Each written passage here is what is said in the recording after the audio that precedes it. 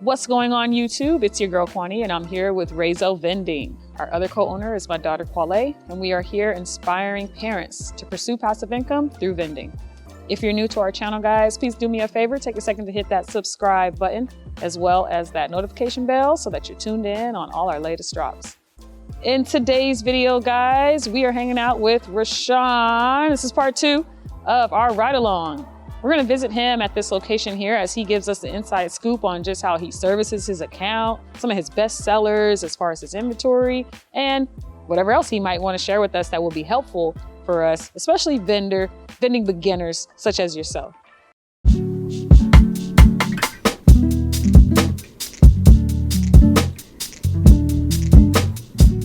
So Rashawn, what kind of location are we at right now? So this is one of my top locations. This is a blue collar location. So we have people on location in the call center, and we also have techs that go out into the field.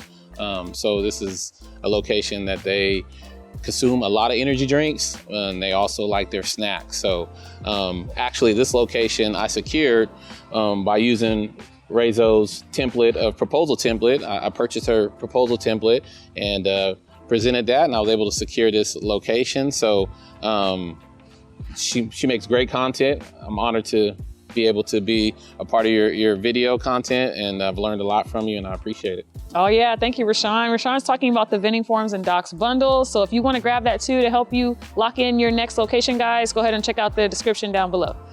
So I've had this location, it's gonna be a year in June. So it'll be a year in June. It's one of those locations I'll probably service it maybe a week during the summertime, the more high traffic months, and then every other week during springtime. And how did you get this location? So this location, I did some cold calling, right? I did some cold calling. I made sure I have my proposal laid out. I let them know what type of services I would offer. I really focused on employee morale, right? That I'm providing a service. This would be a good service for your employees to have, cold energy drinks on deck as well as snacks and danishes. So yeah, they like my proposal, and I was able to secure it, and it's been a great relationship so far. All right, guys, we're here with Rashawn. Hey, Rashawn, so I see some empty coils, actually quite a few. That's nice. That's a good thing. What was selling for you this time around? So I think our Big Texas cinnamon rolls sold out. A good tip, my Nutter Butters are like #1 seller here. So if you have a location where you're selling out fast and faster than you can restock, double up. So I put my Nutter Butters, I have 2 rows of Nutter Butters, and as you can see, they're gone. So, and that's about 15 corals. So that's 30 that sold out that fast. So I'm gonna restock those. Nice. And then some of the chips up here that I need to restock as well. And then we have our energy drinks down here, big energy drink location. So I'll restock those with the Monster assorted energy drinks. Okay, cool. I'm gonna let you get to it, man. All right. Have fun. How much time do you give each location? Hey, in and out 15 minutes, 30 minutes, or like do you talk to people? I try to do 30 minutes. Sometimes I'll stop and like Cassie, who you just saw, I'll stop and kind of chat it up and have a conversation with them. But I try to be in and out within 30 minutes. Hopefully there's no issues. I check in with them. I usually give my contacts petty cash, meaning it's going to happen that something's not going to get vended or it's going to get stuck. So I check in with them, make sure, hey, do you still have enough petty cash to make someone whole if they didn't get a vend? And just kind of, part of the customer service, just check in with my contact and make sure everything's going smooth. That's part of my servicing. So I try to be in within 30 minutes. All right, Rashawn, looks like you got all your top coils covered here. Yeah. Okay. Yeah. With some of the honey barbecues, a great seller here. And then they're not a huge spicy facility, but I do put a couple. Put a couple in there because you always want to be able to service every customer. Exactly. You never know. A new visitor might come in and they might want something spicy. So Rashawn's got them taken care of. Absolutely. And so what vending machine are you stocking for us here today? So this is an AMS combo machine. Combo meaning that you have cooler at the bottom. That's why you see, the sodas and energy drinks at the bottom. Then you kind of have your candy row here, and then you have like your chips and cookies pastries in the kind of top two. Yeah, I'm loving it. And it looks like down here, you got your compressor unit. Right. So it just means you're able to have the cooler items at the bottom closer to the cooling unit, and then all your snack units up top. That's really dope. Now, did you just place this machine here, or was this a request by the location? So this was a request by the location.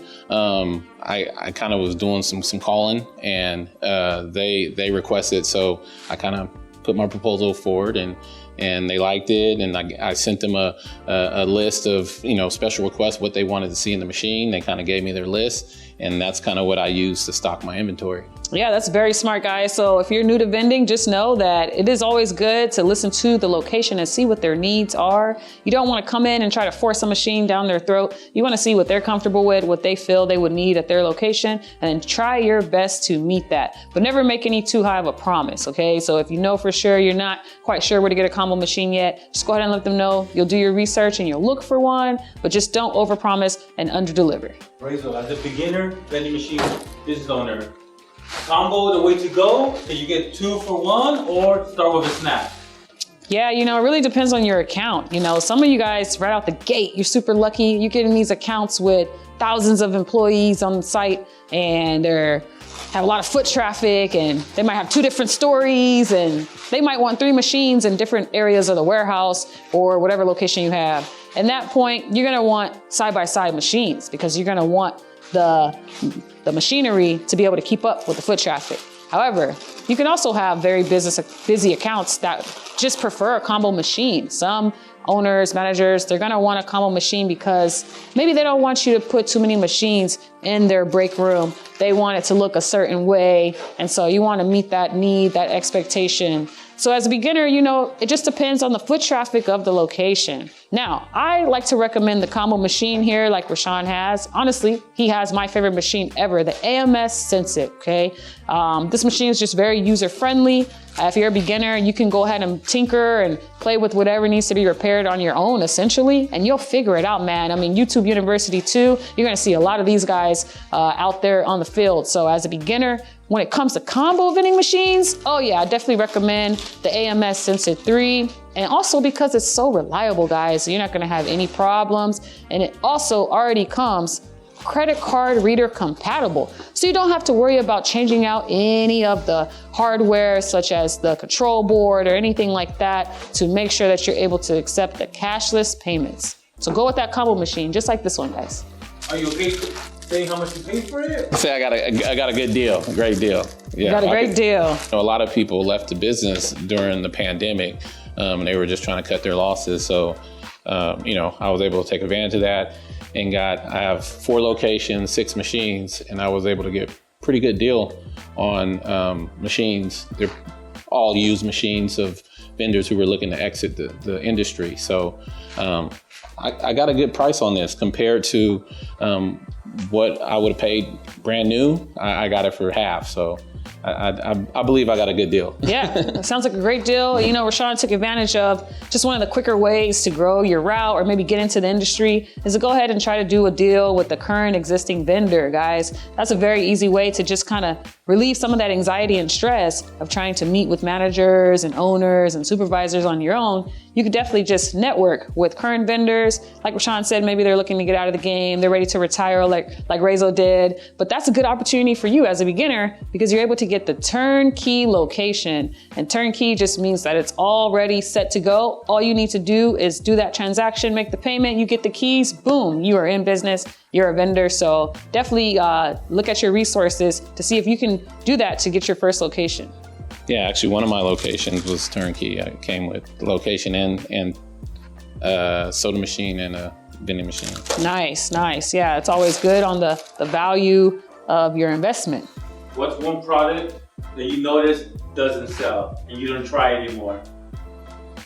One product that was not selling and is kind of one of my favorite were Oreo cookies. I thought that would be a good seller. One tip that I learned in this industry is not what you like, it's what the customer likes. So I had to learn the hard way of buying products that I actually liked, enjoy, but they weren't selling. So again, it's like Rayzo mentioned, it's very important to listen to your consumer, what they like. I'm not a Mountain Dew fan, but Mountain Dew is one of my biggest sellers. Not a Dr. Pepper fan, but it's one of my biggest sellers. So I have to get what the customer likes.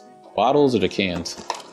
For me, I found that the cans sold better. The bottles would move, but maybe not at the same rate as the cans because of price point. Right. So I think blue collar locations are the best locations to go for. I know Rashawn was telling you guys that as well. The blue collar are the locations where people are on their feet, working hard, got a lot going on in their day. They're gonna need that constant pick me up and refreshment. The bottles are awesome because, the consumer is able to reseal their drink and carry it with them throughout the day. However, the shelf life on the bottle is a lot shorter, guys. So your shelf life for bottled drinks is gonna be 2 weeks in comparison to your shelf life for canned drinks, which is gonna be up to 6 months. So, and the value on the return is higher as well. Whereas per can, you're probably spending 35 cents per unit, depending on where you go. Per bottle, you're gonna be spending about $1.50, maybe a little more, $1.75. So, and with that, to get that 100% return or that 2x multiplier, that means you got to sell your bottled drinks for about $3.50, and you only have to sell your cans for $1, and you can still be making plus, over 2x on your cans, keeping that price point low. That investment cost is low. And then for your consumer coming to your vending machine, they're gonna see, only $1? They're gonna buy it all week long. That's gonna be a fast mover for you, and it's just gonna keep those canned drinks flying off the shelf. However, hey, every location's different. So just, again, listen to your clientele and make sure you're stocking what they wanna buy. See, yeah, they like the liquid death. That's different. Right. Hey, look at that, guys. Yeah. I've never seen liquid death in a vending machine before, but Rashawn right here, first vendor I've ever seen with the liquid death water in the vending machine. That is so cool. Nice. So what's your cost per unit on those, Rashawn? So actually, I kind of found a good deal of these at Save Mart, and they were only $1.10. Okay. I sell them for $3. Wow, beautiful. That's exactly what you want, guys. You want that minimum of 2x return. It looks like Rashawn is doing that, and looks like they're moving too, so that's cool. Now I noticed Rashawn is stocking his vending machine from the back to the front. That's also a very good beginner tip for you guys. It's good to stock your vending machines from the back coil and work your way to the front coil, because you don't want to make the mistake as a vendor and accidentally miss a spot. And it's also easier to just know how much inventory you're placing in your coils. That's just a secret that all beginners should definitely have a habit of doing. You stock from back to front. Guys, right now it looks like Rashawn is just about done wrapping up servicing his vending machine location. Right now, before he heads out, he has to input his inventory data into his inventory tracking system. And Rashawn is using the Nayax MoMA 2.0 app. Now, MoMA is going to be your best friend, guys. It's like your assistant at your vending machine in your pocket. As you're making sales, as things are leaving the vending machine, the MoMA 2.0 app is able to update you in live time and let you know exactly what inventory is still remaining in your vending machine. Why is this important for you as a vendor, guys? It's because it helps you to know exactly what inventory to bring back to the vending machine, which also saves you time and money, okay? It's gonna save you time because you don't have to worry about bringing all this different type of inventory that you have in your warehouse to the location. The only inventory you have to bring is what has actually sold from the machine. And then it's gonna save you money because you're able to retain or keep inventory that you don't need where it should be in the warehouse, or you don't have to buy as much inventory as frequently because you're only buying exactly what's selling from the machine. So guys, make sure you check out Nayax for your credit card reader software on your vending machines, and make sure you download that MoMA 2.0 app so that you have that assistant in your back pocket helping you to understand and know the sales of your locations. And guys, if you want a discount on your Nayax credit card reader, then go ahead, check out the description down below. You're gonna go to shop.nayax.com and be sure to use code Rayzo. One of my newest addition products to the machine are trying to go a little bit more healthier. This is kind of a tuna salad and crackers. It's like on the run, quick lunch. Sometimes it's good to try different products, and this one actually has been a hit, so I'm gonna restock these tuna and crackers. All right, guys, so Rashawn's going in. He's gonna start changing prices. This is always important to do as a vendor.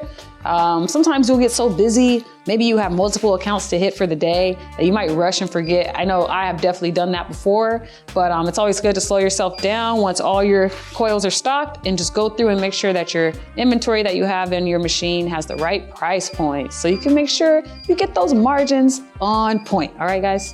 All right, guys, this is the part we all want to see, right? That moolah. Let's see, Rashawn, what we got? Oh, $2. $2. So, you know, the industry has changed over the years. It went from a cash-heavy industry to more now credit card transactions. So this right here is normal for my location. I don't get a lot of cash at locations. Most of my transactions are credit card transactions. So, and with the transaction with the NIAS app, you get paid weekly. So every week I get a deposit for my credit card transaction. So this right here doesn't disturb me or make me upset or anything because I know most of my transactions are credit card. Yeah, there you go, guys. So, hey, he said he has the NIAS reader. You gotta make sure you get that NIAS reader so you can get your weekly payouts, okay? All right, looks like Rashawn's gonna lock it up. And I'm kind of thirsty right now, guys, so come with me while I go ahead and get something to drink from Rashawn's vending machine.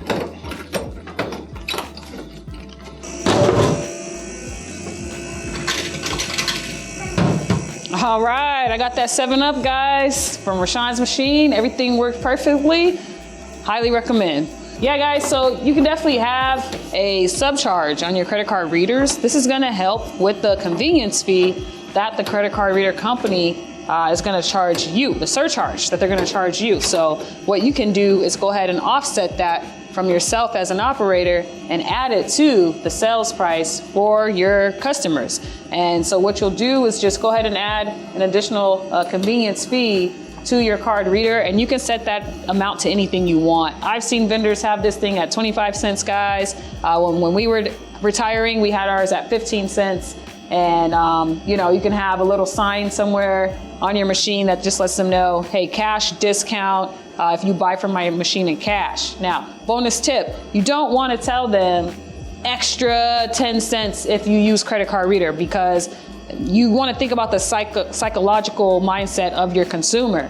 If they come to your machine and they see you have to pay more than the dollar amount for this item, if you use your card, it's gonna psych them from wanting to purchase with you. So instead, you wanna use the word cash discount. So what that tells them is, oh, well, if I come into work tomorrow and I bring cash, I'll get a discount on the same 7-Up that I like to buy from Rashawn's machine every day. So definitely add your additional fee on here, guys, but definitely leave a sign that says, hey, if you use cash, we'll give you that discount. All right, guys, you just saw me and Rashawn going shopping at Sam's Club for inventory. You saw us here at his location with his AMS Sensit combo vending machine. And you got all the knowledge and tips that you need as a beginner to get out there and get your own location, guys. So thank you so much for tuning into this video, guys, today. Rashawn, where can everyone find you? Social medias, emails, anything like that? Yeah, I mean, you can follow me on Instagram at Rashawn_916. You know, I learned a lot from this young lady right here, and I'm more than happy to share the little bit of knowledge I have, and we'll continue to learn. So thanks for having me. Yeah, thanks for joining us, Rashawn. You guys know where to find him. We'll go ahead and put it on the screen right now. As you guys know, we're everywhere: Facebook, Instagram, YouTube, but definitely make sure you subscribe right here on YouTube so that you don't miss out on any of our future videos. And until the next one, guys, peace.